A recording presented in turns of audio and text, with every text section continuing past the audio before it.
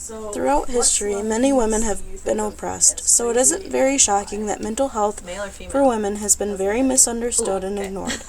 Things like schizophrenia, depression, anxiety, and epilepsy went untreated and sometimes were thought to be a punishment of God.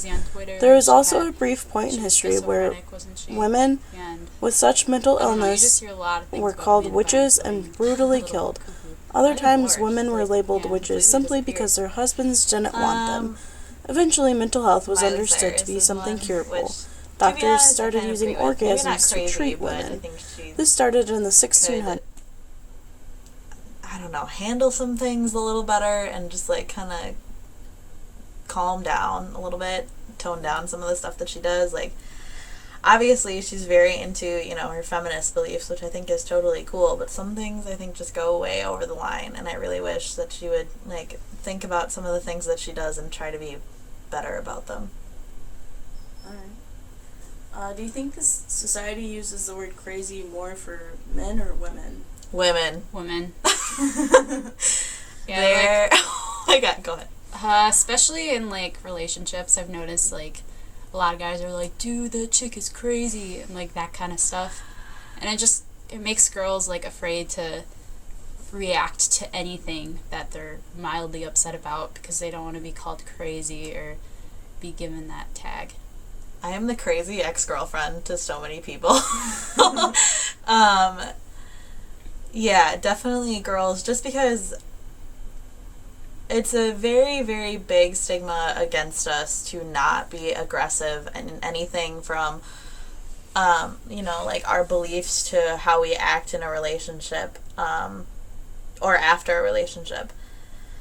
And obviously it's more accepted for guys to be like stronger, more aggressive, etc. And when a girl finally, expresses that she wants some sort of independence, or the fact that she disagrees with something society's doing or something that, a man even says, it's kind of, people may not think that stigma exists, but it really, really does. Like, as someone who's been called crazy, bitch, etc. so many times for just, aggressively defending myself, believe me, it's there. Yeah. Do you think that's why Netflix and chill is a thing now? Because girls are sort of afraid to say, I want a commitment and I care about my body or my feelings? Is that why you think girls are told to chill and relax and do whatever the guy wants to do? Well, Netflix and chill obviously has a sexual connotation to it. I think that's kind of different from, like, calm down, which I hate hearing. But I don't know. I think there's I don't know. I have two different feelings on the whole, like, Netflix and chill and, like, what dating has become, because it's a good and a bad. You could see it as a bad coming from a male perspective because it might just be something like, no strings attached, no commitment, something obviously leading towards sex, which could lead toward using, and that could be, that could hurt a lot of people and just be, bad for a lot of people in the relationship situation, whatever you want to call it. But at the same time, I feel like, when you're old enough, dating should be really, really independent and should be whatever you want it to be. And if you want a monogamous, committed relationship that involves, I don't know, waiting till marriage or only having one sexual partner, great. If you don't and you just want to Netflix and chill and not commit and do things no strings attached, that's great too. Just be smart and be safe and be nice. I just think that Netflix and chill is a way to, like, obviously girls are called like sluts and that kind of stuff, and they're judged a lot if they make certain choices.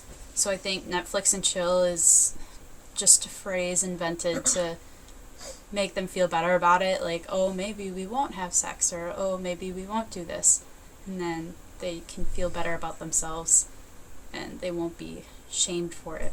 There's an air of mystery. Yeah. In Netflix and chill.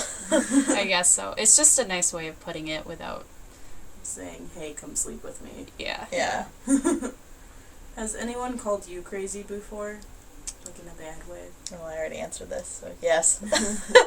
I mean, I'm sure people have called me crazy, not to my face, but I mean, there's always that fear of being called that because it's so stigmatized and like no guy's gonna want to be with the crazy girl, so I don't know, it's always out there. How did it make you feel, Ash, when they called you that? You know, it's weird for me because I have always been independent and outspoken, and I've just kind of become accustomed to being a crazy bitch. Well, you know, not being one, but being called one. I've been called that name by so many different people, friends and otherwise, ever since, you know, for as long as I can remember, for as long as, you know, since when teenagers start swearing to express themselves.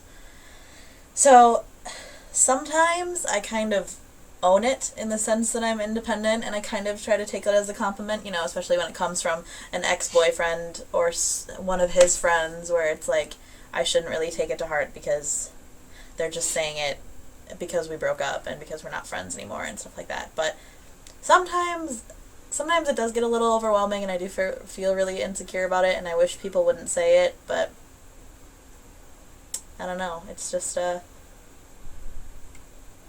fact of the profession of being an independent girl, I suppose. Yeah. Do you call other girls crazy? Yeah. I mean, not in the sense like in relationships or stuff, but just in general, like, I don't know, there's always that girl that's gonna be like mean to you, or she's gonna like do certain things that you don't agree with, and I know it shouldn't, but going to the word crazy is just like a second nature, I guess. Like, it's so instilled in our brain that you just go there. Yeah, I always view crazy and normal as very not good terms when explaining someone, but, you know, if it comes to someone who's genuinely hurt my feelings, especially over a long period of time, which I do have some girls in my life who've done that, yeah, crazy about, it's a very vague term that basically covers everything that I could possibly say about them. Why do you think so many people use that word to describe other women? It's simple. Yeah. Just like what Ashley was just saying, it does cover a lot of the ground of why they're a bad person, or like why what you don't agree with that they do is just a very generalized term, and it can mean a lot of different things. So it's easier. Would you say that word creates a negative connotation on people struggling with mental health? Yeah. Yes. Any thoughts on that? Well, like, just going back to like Amanda Bynes or whatever, she's probably dealing with a lot because paparazzi always follow her, and she's schizophrenic, and people are calling her crazy, and it's probably not helping her case.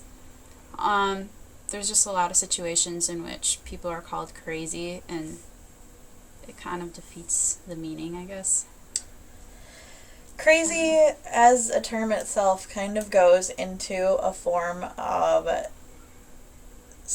like being a psychopath, and it kind of can give you the connotation of being violent even if someone is not, and that harms people battling mental illness a lot, because many of people who are mentally ill, even in like paranoid schizophrenia, are not violent, but they're viewed that way just because of these like relative terms that we use to describe people, you know, normal versus crazy, rather than this form of mental illness versus, you know, neurotypical, or something that would be much more descriptive and accurate. So, Alright, that's it.